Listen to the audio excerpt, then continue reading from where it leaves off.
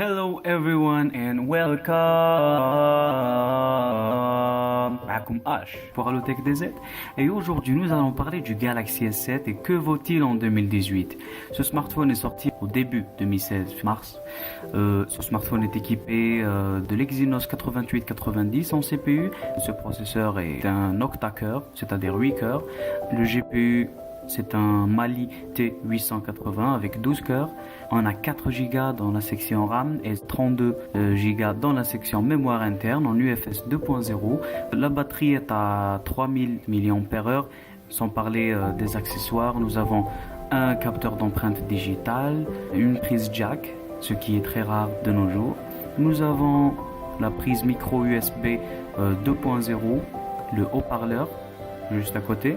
C'est un unique haut-parleur, mais bon, c'est une bonne qualité. Question design, ce smartphone est en verre, de dos et de face, un contour en aluminium brossé, ce qui fait combo très utilisé de nos jours.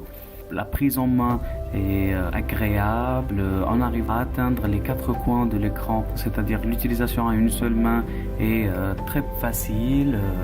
L'absence de deux haut-parleurs frontaux est quand même notable.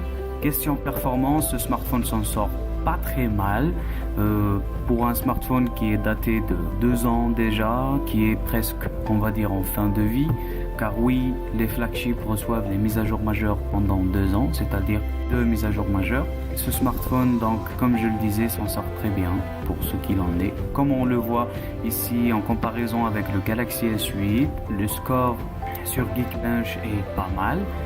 En abrégé, ce smartphone est capable de gérer les tâches quotidiennes et les applications un peu plus gourmandes sont aussi bien gérées. C'est vrai que c'est Android, mais on reste sur du Samsung. N'oublions pas la surcouche qui alourdit, on va dire, l'expérience utilisateur. C'est une remarque que l'on trouve chez tous ceux qui testent les produits Samsung. Question logicielle, nous sommes sur du Android 8.0 Oreo. Oui, il est sorti il y a de cela quelques jours. Android 8.0 apporte son lot d'optimisation. Nous avons vu la mise à jour 8.0 sur le Galaxy S8 récemment. Et on va dire c'est la même interface et c'est les mêmes options que nous retrouvons sur le Galaxy S7. Parlons à présent caméra. La caméra du Galaxy S7 à sa sortie en 2016 était vraiment une révélation avec l'introduction du Dual Pixel Autofocus qui a vraiment révolutionné la photo mobile.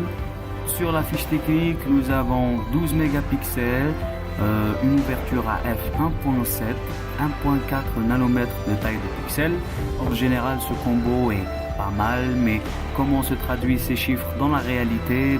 Je peux vous dire que pendant la journée, les clichés sont magnifiques. On trouve un bon piqué, la mise au point est très rapide et les couleurs sont très éclatantes. On peut dire que le smartphone donne vie à vos photos.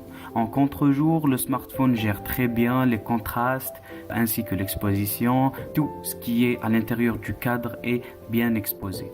En basse luminosité, le smartphone s'en sort très bien. La qualité est bonne, ce n'est pas la meilleure du marché, bien sûr, ce smartphone date de 2 ans déjà, donc c'est pas la meilleure du marché, mais ce smartphone s'en sort très bien. Les couleurs sont toujours là. On peut observer quelques grains, on va dire, sur le contour de la photo, mais c'est tout à fait normal avec la baisse de lumière. L'appareil photo compense avec de la sensibilité ISO. En général, ce smartphone est-il toujours valable en 2018? Alors oui, en quelque sorte, et non, en d'autres sortes. Je vous explique. Si vous avez juste besoin d'un smartphone pour gérer vos tâches quotidiennes, on va dire vos applications quotidiennes comme Facebook, Instagram ou juste de la navigation sur le web ainsi que la prise de photos, ce smartphone est bon. Mais ce smartphone ne recevra plus de mise à jour majeure, c'est-à-dire qu'il finira sa vie sous Android 8.0. Donc pour les accros de mise à jour parmi vous, ce smartphone est mort. C'est tout pour moi, merci beaucoup d'avoir regardé. N'oubliez pas de vous abonner à notre chaîne YouTube. Pour toute actualité mobile, n'hésitez pas à visiter notre site au www.allotech-dz.com Et notre forum reste ouvert à toutes vos questions à l'adresse www.allotech-dz.com/forum.